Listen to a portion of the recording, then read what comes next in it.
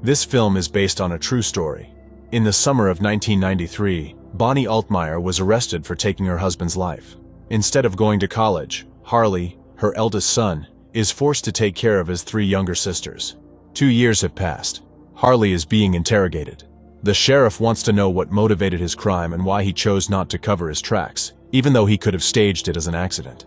Next, the events take us back in time. Harley replaces parents for his younger sisters, working hard to provide for the family. Amber, the eldest sister, has a date today. Harley doesn't let her go, saying she has to watch the kids tonight while he's at work. However, Amber couldn't care less. What's more, she mocks her brother for lacking a personal life and college prospects due to his job. Harley is forced to leave Jody and Misty alone. As usual, he goes to work at the supermarket. During his shift, Harley notices a pretty woman who knows him. Callie Mercer asks Harley about his sisters. Being married, Callie often gets tired and welcomes the opportunity to go to the store while her husband takes care of the kids.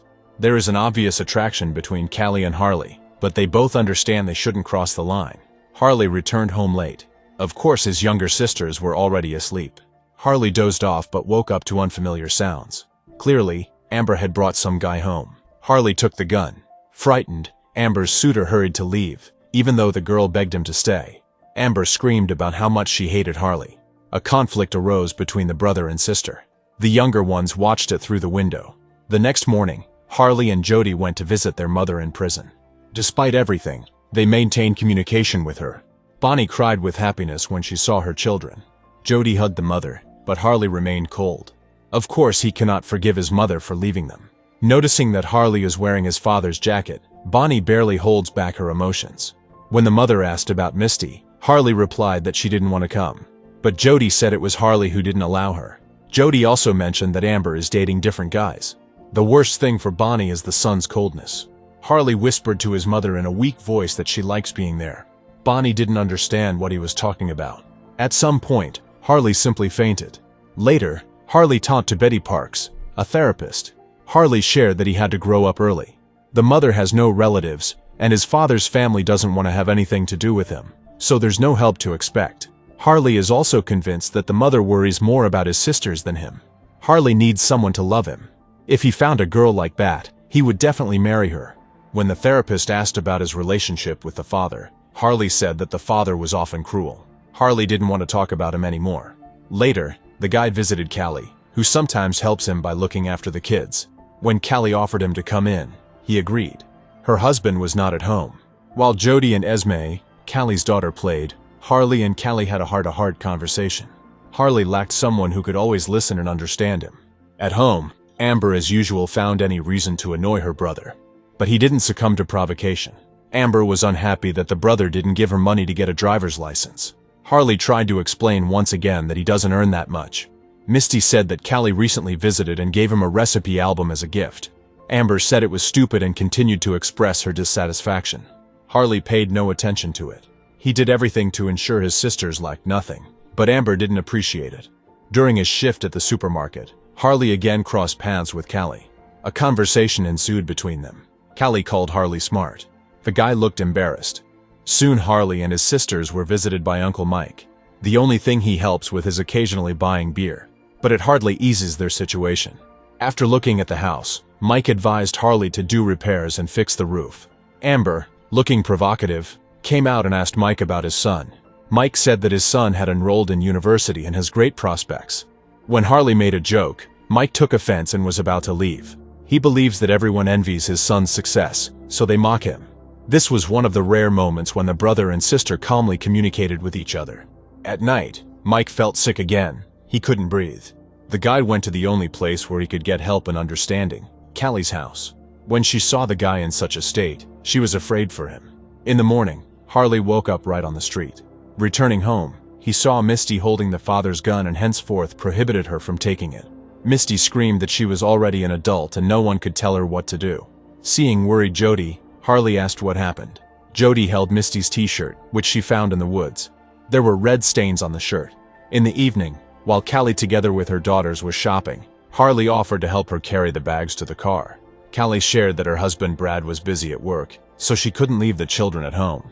When the girls got into the car, Callie told Harley that their communication was wrong because she is married and 10 years older than him. Harley in turn said that it didn't bother him. Harley wanted to kiss her, but Callie stopped him, saying that now is not the best time for that. However, Callie hinted that her husband wouldn't be home tonight. The supermarket administrator noticed that Harley hasn't been focused lately and asked him to be more attentive to his work duties. At night, Harley came to Callie. Harley admitted that everything in his life is messed up. Callie asked if she could help with something. Harley hinted at what he really wanted. They kissed, and it escalated into passion. In the morning, Callie woke Harley up and told him it was time to leave because her husband would be back soon. They don't know when they can see each other again, as Harley works 2 jobs. Harley didn't want to go back home. Amber started yelling at him, saying they had problems. The thing is, Amber found $1,000 in Misty's room yesterday. Misty didn't want to give the money. It's their mother's money that she saved to escape from their father. Harley and the sisters could ask their mother how to use the money, but after Harley's seizure, they are not allowed to visit her. Eventually, Amber took the money from her sister. Amber hopes to use the money to get a driver's license, but Harley intends to spend it on paying bills. When Harley took the money, Amber screamed that she hates him. Later, upset, the guy went to Callie and asked why she didn't call him. Callie explained that she's not free in her actions. She has a husband who often drinks but still provides for the family. However, Harley was insistent, wanting Callie to be only with him. When Harley finally calmed down, Callie revealed that she found a note from Jody in her daughter's backpack. The girls often exchange notes, but this time Callie was alarmed by what she read. Harley is only concerned about when he and Callie will meet again. Callie didn't know what to say but didn't object when the guy made a date with her in the old trailer on Wednesday. Only now did Harley read the note, in which Jody shared that Misty sometimes mistreats animals. Meeting with Callie, Harley felt happy. He loves Callie very much and wants to be with her. They agreed to come here every Wednesday. At night while Harley was sleeping, Callie left, which really upset the guy. At his next therapy session, Harley admitted that he considered the father's attitude toward him and his sisters normal. Only now does he realize that no one should go through such things. The guy also indirectly shared that someone in their family experienced unacceptable actions. The therapist guessed it was about Misty. Whenever he saw this, Harley wanted to help them but couldn't. When the therapist began asking various questions about this, Harley wanted to interrupt the session and leave. Near the house, Harley saw some swaggering guy. It was Dylan, Amber's boyfriend. The girl packed her things, intending to leave forever. Jody begged her sister to stay, but Amber wanted to live separately from the family. Harley didn't try to dissuade her, confident that Amber would return soon. Later, Jody told her brother that Amber and Misty had a quarrel today and were talking about him. Harley carefully asked her sister about Misty's t-shirt found in the woods. What Jody shared gave Harley reason to believe that it was not the mother who took their father's life, but Misty. She took the gun and did it. The mother took the blame, hiding the main evidence in the woods. Harley couldn't hold back tears. At the first opportunity, seeking help from Dr. Betty Parks, he arranged a meeting with his mother. However, the conversation didn't go well. Barely restraining emotions, Harley said that he's tired of taking care of his sisters and wants to leave because he owes them nothing. But Bonnie doesn't believe that her son is capable of such a thing. When Harley asked about the father and Misty, Bonnie initially pretended not to understand what was being talked about. But Harley demanded the truth right now, or he would leave forever. With tears in her eyes, Bonnie admitted that she didn't know for sure but had suspicions. Then Harley hinted that he knew the truth. Crying, Bonnie shouted that it was actually Misty who aimed at her because of jealousy. But the father stopped her at the cost of his own life. Harley didn't want to believe it. He's angry at the mother, who hides in prison, putting the responsibility of taking care of the children on him. As the conversation turned into shouts and emotions, security took Harley away. He couldn't come to his senses for a long time after hearing this. As Harley expected, Amber returned. But the girl assured that it was temporary and that she would soon move in with Dylan. Seeing the sisters bruise, Harley asked why she wastes herself on someone like Dylan. In response, Amber as usual insulted her brother. Unable to bear a long separation, Harley came to Callie's house. Only in the car could they talk alone. She asked Harley not to come here when Brad is at home, as it could ruin their marriage and her life. When Harley began to ask where she was last week, Callie said she didn't have to report to him. Unable to hold back tears, Harley confessed his love to her. Callie didn't know what to say and suggested meeting on Wednesday in that same trailer. Harley had problems with his boss due to a lack of hygiene. Indeed, he often forgets to take a shower. Amber showed up at the brothers' workplace, declaring that this time she is leaving forever. She's moving in with Dylan despite his attitude.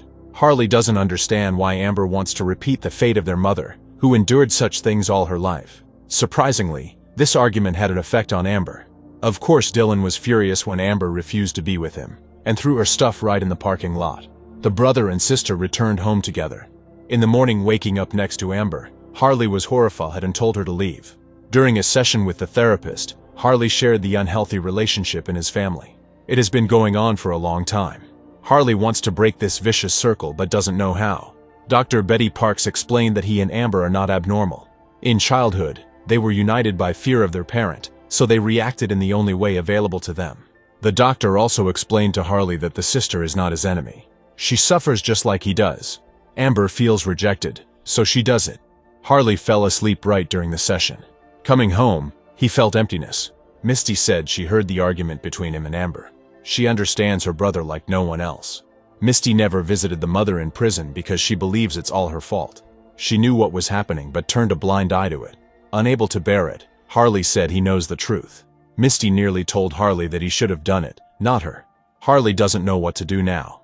His life is falling apart, and there is no real help to expect. Seeing Amber with a gun, Harley was crying. She tearfully said she didn't know what else to do. If Harley's gone, there will be no one else to take care of her. Currently, the sheriff asked Harley what his connection was with Callie Mercer. Unable to calm down, Harley said they were neighbors. Harley has the right to make a call, so he called Uncle Mike at the first opportunity and asked him to pass the phone to Jody. Mike doesn't know how to react. What Harley is accused of could lead to the highest punishment. In the end, Mike refused to pass the phone to Jody, and the call ended. The sheriff continued the interrogation. Harley just wants it to end as soon as possible. The jail doesn't seem horrible to him anymore. When asked why he took Callie's life, Harley replied that he loved her, but she didn't want to leave her husband. The sheriff doesn't believe this version. Harley seems more like a quiet good guy than a cold-blooded criminal. Dr. Betty Parks met with Harley, who looked tired and indifferent to everything. The only thing he cares about is the fate of his sisters. Betty knows that Harley surrendered to the police voluntarily, but like the sheriff, she doesn't believe in the truthfulness of his statements. Betty really wants to help the guy, but he himself doesn't want it. In the last scene, we see a prison guard taking Harley back to his cell. Earlier, Jody wrote a letter to her brother, hoping he would return soon. Now she and her sisters are in Mike's care. As for Harley, he'll never get out.